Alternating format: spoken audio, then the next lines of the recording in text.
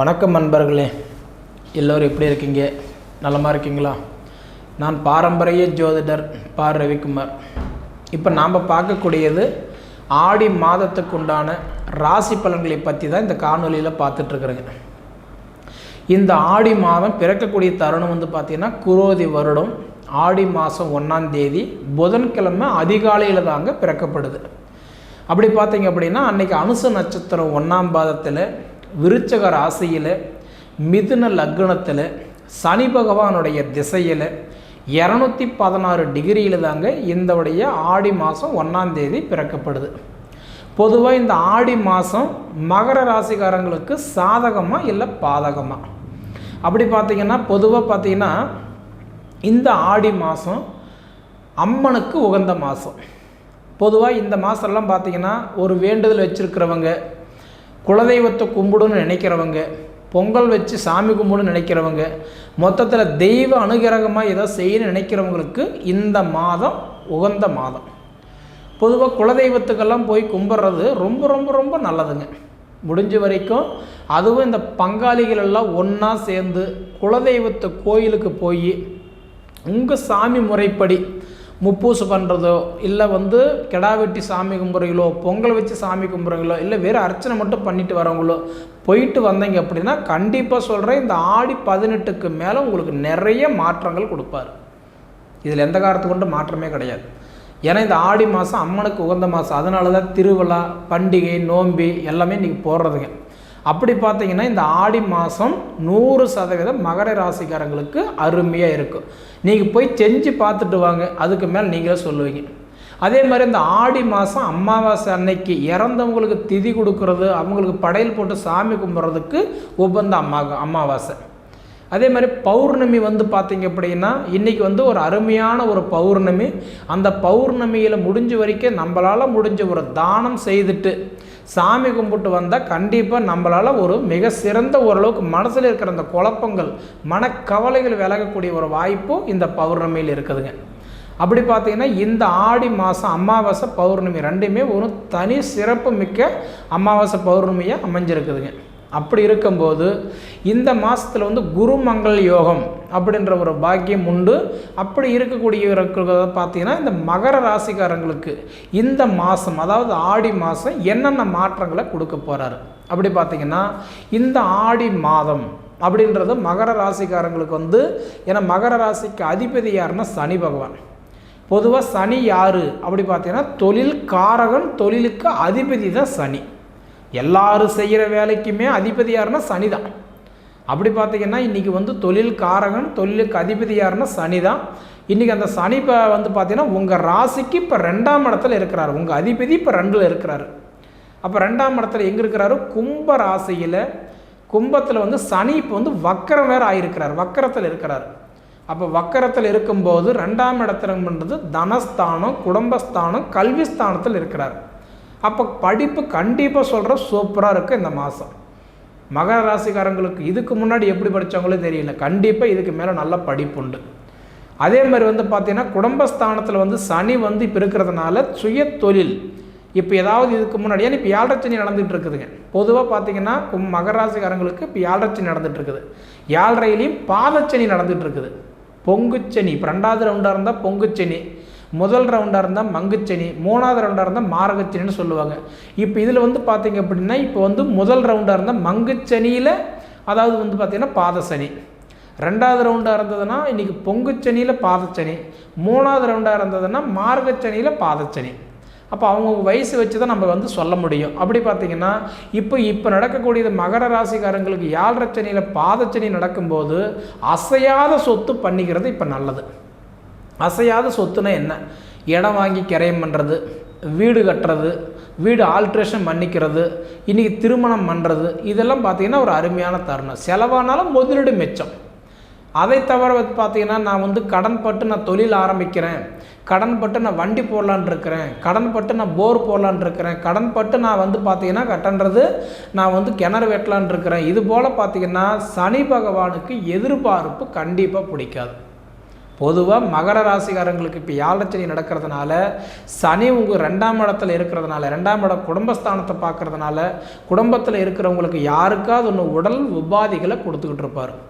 நரம்பு பிரச்சனை, skin allergy, எலும்பு தேய்மானம், கண்டிப்பாக இது 3ல் இன்னும் கொடுத்துருவார். ஏன்னா குடும்பச்சனியில் இருக்கிறார்கள். இப்போ குடும்பத்தில் சனி இருக்கும்போது கண்டிப்பாக இதர செலவு கொடுப்பாருங்க. கொஞ்சம் கவனமாக இருக்கணும். ஏன்னா ஆல்ரெடி இப்போ ஆடி மாதம் அப்படின்றது ஒரு போர்க்களமான மாதம், ஒரு போராட்டமான மாதம். அதுலேயும் பார்த்திங்கன்னா இந்த 18 தேதி வரைக்கும் ரொம்ப கவனமாக இருக்கணும் நம்ம. சரிங்களா? அந்த ஆடி மாதம் 18 தேதி வரைக்கும் கொஞ்சம் கவனமாக இருந்துட்டோம்னா தலைக்கு வர்றது தலைப்பாக்கோட போகும்னு சொல்லுவாங்க. அப்படி பார்த்திங்கன்னா உங்களுக்கு இந்த மகர ராசிக்காரங்களுக்கு பார்க்கும்போது இப்போ வெறும் ராசி மட்டும் வச்சு நம்ம பலன் சொல்லிட முடியாது. அப்போ அதை விட பார்த்திங்கன்னா நட்சத்திரங்களுடைய நட்பு எப்படி இருக்குது, பலன்கள் எப்படி இருக்குது அப்படி பார்த்திங்கன்னா இந்த மகர ராசிக்கு வரக்கூடிய நட்சத்திரங்கள் முதல்ல என்னென்ன அப்படி பார்த்திங்கன்னா உத்திராட நட்சத்திரம் 2ஆம் பாதம், 3ஆம் பாதம், 4ஆம் பாதத்துக்கு அதிபதி சூரிய பகவான். இப்போ அந்த சூரிய பகவான் இப்போ எங்கே இருக்கிறாரு? உங்கள் ராசிக்கு 7ஆம் இடத்துல இருக்கிறாரு.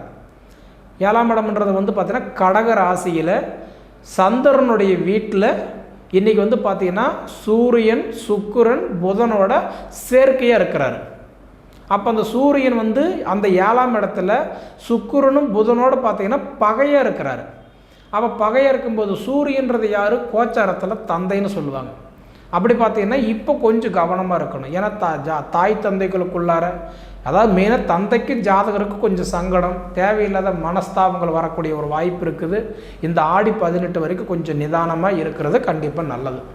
அதே மாதிரி பார்த்திங்க அப்படின்னா திருவோண நட்சத்திரத்துக்கு அதிபதி, அதாவது 4 பாதங்களுக்கு அதிபதி யாருன்னா சந்திரன். பொதுவாக பார்த்திங்கன்னா இந்தவுடைய திருவாதிரை நட்சத்திரம், திருவோண நட்சத்திரம், இந்த 2 நட்சத்திரத்துக்கும் பார்த்திங்க அப்படின்னா ஒரு தனித்துவம் உண்டு. ஏன்னா அந்த திரு அப்படின்ற வார்த்தை ஒரு மரியாதைக்குரிய ஒரு வார்த்தை. திருவாளர், திருநிறை செல்வி, திருநிறை செல்வன், இந்த மாதிரி அந்த திரு அப்படின்ற வார்த்தை இன்றைக்கி பார்க்கும்போது இந்த 2 நட்சத்திரத்துக்கு மட்டும்தான் அந்த பாக்கியம் உண்டு. அந்த 2 நட்சத்திரம் உள்ளவங்க கண்டிப்பாக பாருங்கள், எப்பயுமே ஒரு பேச்சு ஒரு தன்மையாக இருக்கும். எப்பயுமே பார்த்தீங்கன்னா ஓரளவுக்கு ஒரு கண்ணியமாக நாணயமாக நடந்துக்கிறவங்களே தான் இருப்பாங்க. அந்த திருவோண நட்சத்திரத்தில் பிறந்தவங்களுக்கெல்லாம் பார்த்திங்கன்னா வைராக்கியம் நிறையா இருக்கும். சம்பாதிக்கணும், சாதிக்கணும், வளரணும், வாழணும், மற்றவங்களுக்கு முன்னாடி நம்ம கெத்தாக இருக்கணும்னு நினைக்கிறவங்க பார்த்திங்கன்னா இந்த 2 நட்சத்திரக்காரன்னு சொல்லுவேன் நான். அந்த திருவோண நட்சத்திரத்தில் பிறந்தவங்களுக்கு அதிபதி யாருன்னா சந்திரன். சந்திரன் அப்படின்னு சொல்கிறது யார் அப்படின்னா நவகிரகத்திலேயே தேவதை யாருன்னா சந்திரன் தான். அப்படி பார்த்தோன்னா கடகராசிக்கு அதிபதி சந்திரன். இப்போ கடகராசி இருக்கிறார் இல்லைங்களா, கடக ராசிக்கு அதிபதி யாருன்னா சந்திரன் தான். அப்படி பார்த்தீங்கன்னா அந்த சந்திரனுடைய கடகராசியில் சந்திரனுடைய வீட்டில் தான் சூரியன் இருக்கிறார், பகையாக இருக்கிறார். சுக்கிரன் இருக்கிறார், அவரும் பகையாக இருக்கிறார். புதன் இருக்கிறார், நட்பாக இருக்கிறார். அந்த புதன் நட்பாக இருக்கும்போது புதன் யார்? இந்த ஆயக்கலைகள் 64 கற்றவர் யாருன்னா புதன் தான். அப்போ 64 கலை கற்று வச்சிருக்கிறவர் எவ்வளோ புத்திசாலியாக இருப்பார், எவ்வளோ திறமைசாலியாக இருப்பார், எவ்வளோ அறிவாளியாக இருப்பார்.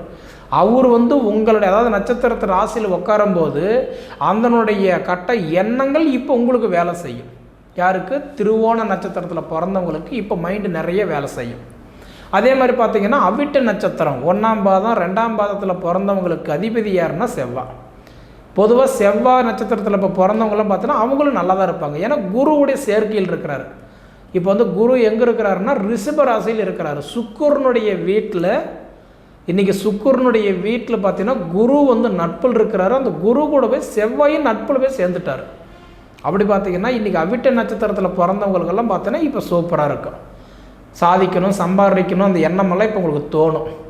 மெயினாக பார்த்திங்கன்னா இந்த விளையாட்டுத்துறையில் இருக்கிறவங்களுக்கெல்லாம் பார்த்திங்கன்னா பொதுவாக இன்றைக்கி இந்த மகர ராசிக்காரங்களுக்கெல்லாம் பார்த்திங்கன்னா இப்போ அருமையான ஒரு தருணம். விளையாட்டுத்துறையில் சாதிக்க நினைக்கிறவங்களுக்கு இப்போ ஒரு வாய்ப்பு இருக்குது. அதே மாதிரி பார்த்திங்க அப்படின்னா வெளிநாடு அயல்நாட்டுக்கு போக நினைக்கிறவங்களுக்கெல்லாம் கண்டிப்பாக இப்போ யோகம் இருக்குது. ஏன்னா கடைசியாக பார்த்திங்கன்னா 7.5 முடியும் போது நல்லது கொடுத்துட்டு போயிட்டான் அப்படின்னு சொல்லுவாங்க. அந்த 7.5 இப்போ இன்னும் பார்த்திங்கன்னா உங்களுக்கு 1 வருஷம் தான் இருக்குது. கிட்டத்தட்ட 1 வருஷம் 2 வருஷம் கிடையாது, ஒரு 6.5 வருஷ காலமாக பார்த்திங்கன்னா இந்த மகர ராசி படாத பாடுபட்டுக்கிட்டு இருக்கிறீங்க. கண்டதும் தண்டம் பண்ணி, கைப்பொருள் விரையும் பண்ணி, பண்டகோர் நாட்டை விட்டு வனவாசம் ஒன்று போகலை, பரதேசம் ஒன்று போகலை, பிச்செடுக்காத நிலமை தான் உங்கள் நிலமை. ஆனால் அப்படி இருக்கிறவங்களுக்கு இந்த ஆடி மாதம் 18 முடிஞ்சதுன்னா கண்டிப்பாக சொல்கிறேங்க சூப்பராக இருப்பீங்க. குலதெய்வத்தை கோயிலுக்கு போங்க. குலதெய்வத்தினோட அனுகிரகம் கண்டிப்பாக உங்களுக்கு இருந்தது அப்படின்னா, அதுக்கு தான் சொன்னேன், உங்கள் குலதெய்வத்தை கோயில் கண்டுபிடிச்சி தெரிஞ்சவங்க போய் 3 பேர் பங்காளிகள், அது 3 பேர் சேர்ந்து கும்பிட்டிங்கன்னா சூப்பரான ஒரு நேரம். நீங்கள் நினச்சது சாதிக்கிற ஒரு நேரம், சம்பாதிக்கிற நேரம், வளரக்கூடிய இடத்துல இருக்கிறீங்க. சரிங்களா? அதாவது வளரக்கூடிய நேரம் எல்லாத்துக்கும் கடவுள் கொடுத்துட மாட்டார். கொடுக்குறவங்க பயன்படுத்திக்கிறவங்க வாழ்க்கையில் மேலே வந்துடுறாங்க. இப்போ மகராசிக்காரங்களுக்கு இருக்குது, பயன்படுத்திக்கிடுங்க. நிச்சயம் இந்த ஆடி 18 போர்க்களை முடிகிறதுக்குள்ளார உங்களுக்கு கண்டிப்பாக ஒரு மாற்றம் கிடைக்கும். சரிங்களா? அதே மாதிரி கல்வி எப்படி இருக்குன்னு கேட்டால் மகராசிக்காரங்களுக்கு சொல்லிக்கவே வேண்டாம். மகராசிக்காரங்களுக்கு இப்போ படிப்பு சூப்பராக இருக்கும். ஞாபக சக்தி கம்மியாகும், என்ன தான் படித்தாலும் ஞாபக சக்தி மனசில் இருக்காது, குறைவு தான். ஆனால் இருந்தாலும் படித்து ஓரளவுக்கு மேலே வரக்கூடிய வாய்ப்பு கண்டிப்பாக இருக்குது. அதே மாதிரி பார்த்திங்கன்னா இன்றைக்கி மனை இடம் பூமி வாங்குறதுக்கு வாய்ப்பு இருக்குதுன்னா மகராசிக்காரங்களுக்கு இப்போ விரைச்சனி நடக்கிறதுனால, பாதச்சனி நடக்கிறதுனால இப்போ கொஞ்சம் மந்தமாக தான் இருக்கும். பூமி சார்ந்த விஷயங்கள் முயற்சி எடுக்கிறவங்களுக்கு வெற்றி நிச்சயம். சரிங்களா? அதே மாதிரி கணவன் மனைவிக்குள்ளார சின்ன சின்ன போராட்டங்கள் கண்டிப்பாக வரும். யாராவது ஒத்து போகணும். எப்போ பார்த்தாலும் மகராசிக்காரங்களை பொறுத்த வரைக்கும் கண்டிப்பாக ஆண் சின்ன சின்ன விஷயத்தில் ஒத்து போனாலும் பெண்ணுக்கு கண்டிப்பாக ஒத்து போக மாட்டாங்க. அதனால் உங்களுக்குள்ளார சின்ன சின்ன சங்கட சலுப்புகள் வரதான் செய்யும், மனஸ்தாபங்கள் வரதான் செய்யும். விட்டு கொடுத்து போனால் கெட்டு போவதெல்லாம் முன்னோர்கள் சொல்லியிருக்கிறாங்க. விட்டு கொடுத்து போங்க நான் சொல்கிறேன். சரிங்களா? அப்படி இருக்கும்போது திருமணஸ்தானம் எப்படி இருக்கும் அப்படின்னு பார்த்தீங்கன்னா, உங்களுக்கு திருமணஸ்தானத்துக்கெல்லாம் கண்டிப்பாக ஒன்றும் குறை கிடையாது இந்த ஆடி மாதத்தில். ஏன்னா இப்போ யாருமே கல்யாணம் பேச்சு பேச மாட்டாங்க, ரெண்டாவது நிச்சயதார்த்தம் பண்ண மாட்டாங்க, கை நணிக்க மாட்டாங்க.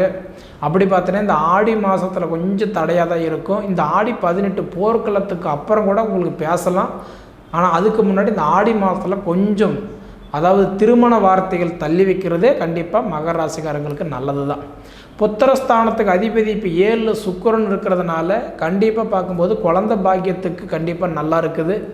ஏன்னா எப்படி பார்த்தாலுமே நான் முன்னே சொல்லியிருக்கிறேன், புத்திரஸ்தானம் நல்லா இருக்கணும்னா அவங்க சுய ஜாதகம் நல்லா இருக்கணும். சுய ஜாதகம் கண்டிப்பாக நல்லா இல்லை அப்படின்னா நம்ம என்ன தான் இங்கே கண்டா பேசினாலும், அதாவது பொது பலன்றது 30% to 40% தான். ஆனால் ஜாதகத்தின் அடிப்படையில் இண்டிவிஜுவலாக சுய ஜாதகன்றது 100% பேசும். சரிங்களா? அப்படி பார்த்தா மகர ராசிக்காரங்களுக்கு இப்போ பார்த்திங்கன்னா, அதாவது 7.5 சனி நடக்குது. அந்த 7.5 சனிலையும் பாதச்சனி நடக்குது. 6.5 வருஷம் முடிஞ்சு போச்சு, இன்னும் 1 வருஷம்தான் இருக்குது. இந்த 1 வருஷத்தில் கொஞ்சம் பொறுமையாக இருந்தாலும் இந்த ஆடி மாதம் அம்மனுக்கு உகந்த மாதத்தில் முன்னோர்களுக்கு நீங்கள் கும்பிடுங்க, குலதெய்வத்தை கும்பிடுங்க. நிச்சயம் உங்களுக்கு ஒரு மாற்றம் கண்டிப்பாக காட்டும். சரிங்களா? எது பண்ணுற மாதிரி இருந்தாலும் கொள்ளைக்கு போனால் கூட கூட்டு வேண்டாம், தனிச்சு பண்ணுங்க, கண்டிப்பாக நல்லாயிருக்கும். இப்போ மகராசிக்காரங்க எதிர்பார்க்குறது என்னன்னா, தொழில் நல்லா இருக்குமா? அந்த வார்த்தை எல்லாருடைய மனசுலையுமே ஒரு எதிர்பார்ப்பாக தான் இருக்கும். காரணம் என்னென்னா, கிட்டத்தட்ட இந்த 7.5 சனி முடிய பார்த்தோன்னா வருமானங்கள் குறையும், கடன் சுமைகள் அதிகமாகும்.